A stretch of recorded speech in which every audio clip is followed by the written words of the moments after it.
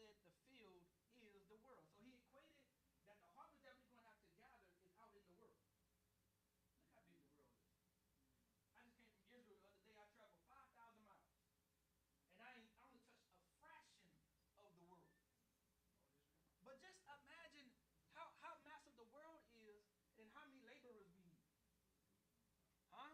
That's why we got to evangelize to the world. We got to compel people to come unto Christ so that way we can reach the most other parts of the world.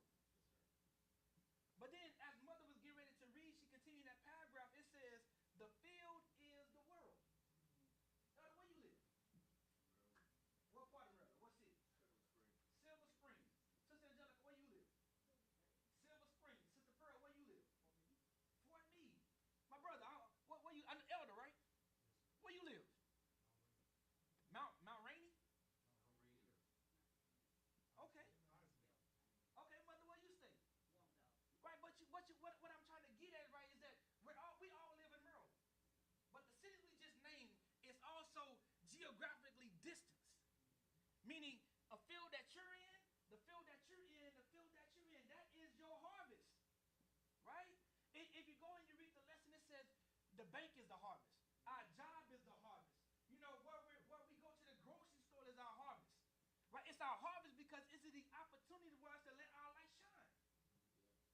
If we're going to compel people to come on to Christ, then we got to operate in the field in which Christ has put us in. Glory be to God. One of my favorite scriptures is Matthew 5 and 16. Let your light so shine before men that they may see your good works.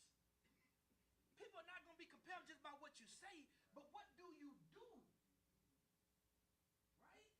Right? What are you doing in the harvest? What are you doing in the field? You think about a football team, they don't just get on the field just to run around, but they get on the field to be effective. In the arena, the field in which they have been set out on. Are you maximizing the opportunities for the arena Christ has placed you in?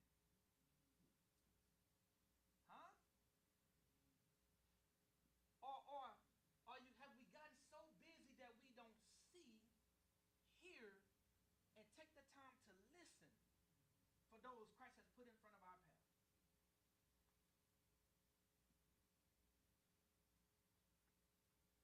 When missionaries come to our church, let us pray for God to help them raise the support they need to return to their fields, and for God to send them help as they harvest their fields. As we pray for God to send laborers for others, he often sends laborers to us. He does not have to, but many times he does because he loves every square inch of his field. He loves every square inch, right? He don't want no plot of land to go unturned because he loves us that much. Jesus sent his disciples into the harvest. Can I get a reader for A, please? Jesus answered his own prayer request. As he gathered his faithful, sometimes they fled, dozens of disciples around him, and gave them their marching orders. But he also gave them power to cast out unclean spirits and heal all manner of sickness and disease. Jesus was multiplying his reach by empowering his followers to do what he was doing. Let's pause there, Sister Sharon. What do you think that meant to you? Right? So here it is. Jesus sent, he recognizes there is a need. That the people were coming unto him with a need. But he also understood that he cannot, let me not say that. The people had a need. Right? But he understood his purpose before he came on the earth. He knew that his time on earth was but finite, and that he had to empower his disciples to go out into the world to be just as effective as he was. So he was equipping them. He was teaching them, right?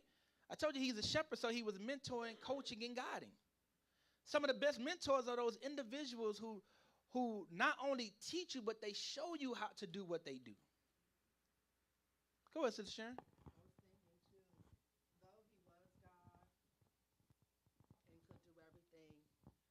Everything, he operated in the fact that he was human and he was only one person. Amen. And the one person could not be everywhere at the same time. Amen. So he needed other humans to come alongside of him that he could impart Yes, what he ma'am. needed to impart into them so that they could be his eyes, his ears, his Yes. feet, his Goodness hands, gracious.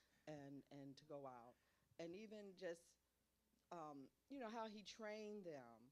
And even looking at when he fed the 5,000, Yes, ma'am. the fishes and the loaves, he wasn't standing there with just a basket. He needed all of them. Take the baskets, Yes, ma'am. take this, and spread out. Yes, Spread ma'am. out among the multitude. Yes, ma'am. And I love, because when I took the pause, I was going to say, Jesus can't be everywhere at the same time, but I had to catch myself, right? And I love how you explained that, right? His human abilities, right? And divine. 100% God, 100% man. And the moment he was operating as the man, Amen. they had never wielded that much spiritual authority before, but they were able to. By his own model, Jesus taught us the power of empowering leadership. Leaders care more about the mission than recognition. Here it is. Jesus was empowering his disciples to do the very thing that he was capable of doing. If he was caught up with his name being recognized and in the spotlights, then he would have tried to do it on his own. But when you truly have a heart for the people, you don't care about titles. You don't care about recognition. You don't care about the pats on the back. As long as the mission is accomplished of what we're setting out to do, glory, that's all that matters. That's all that matters. And our mission should be to compel people to come unto Christ. Not about titles. Not about saying, oh, you did, man of God or woman of God, you did an awesome job. No, it's not about that. It's about gathering the outermost parts of the world to come unto Christ. Just like he compelled us to come. Right? I can only think about myself, but I was in the world lost, doing everything. Glory be to God. But he compelled me. Right? We all got a testimony. But I'm going to ask the question. It says, do you feel empowered by God to carry out the mission to glorify him and make disciples? If not, what do you lack? Do you feel compelled or do you feel empowered? Do you feel God has equipped you to carry out the mission to glorify him and to make disciples? Go ahead, mother.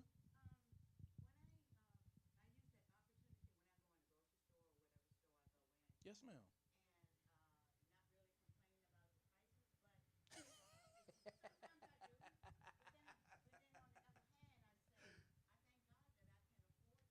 Yes, ma'am.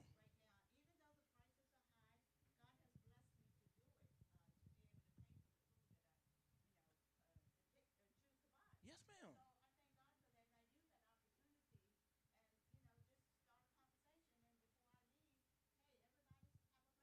Have a blessed day. Yes, ma'am.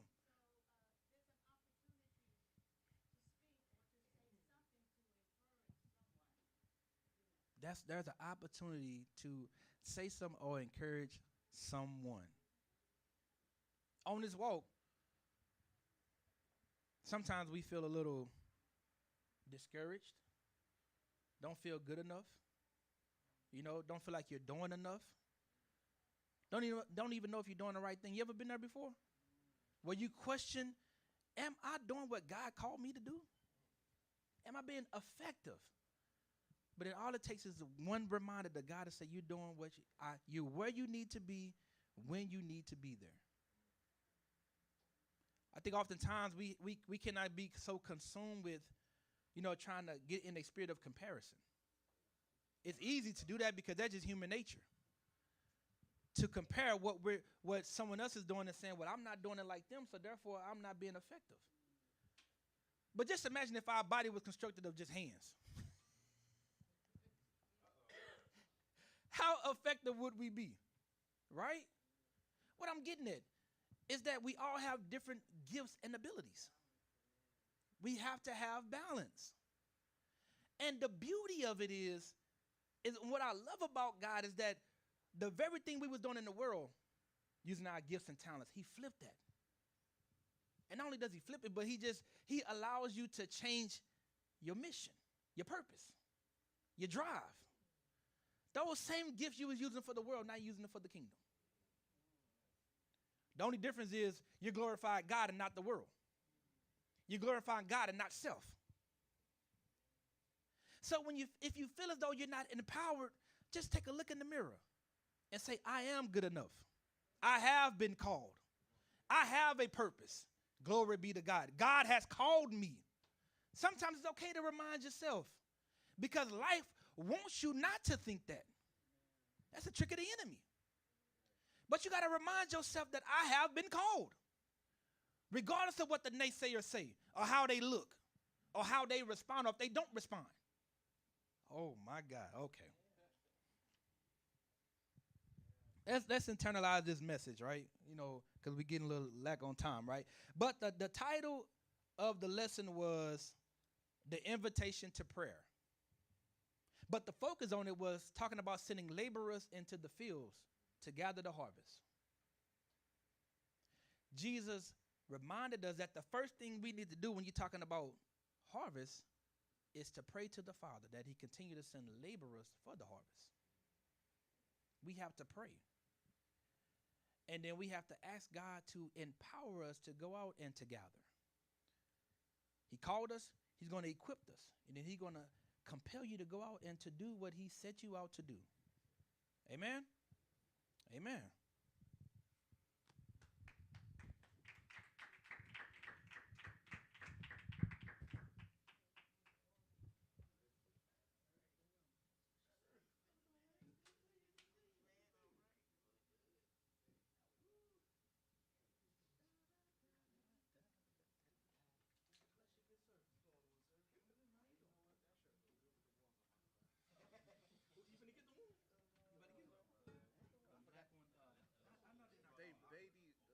They got that same color blue on it, but they still out in stores. But Go got it for like $109 or something like that.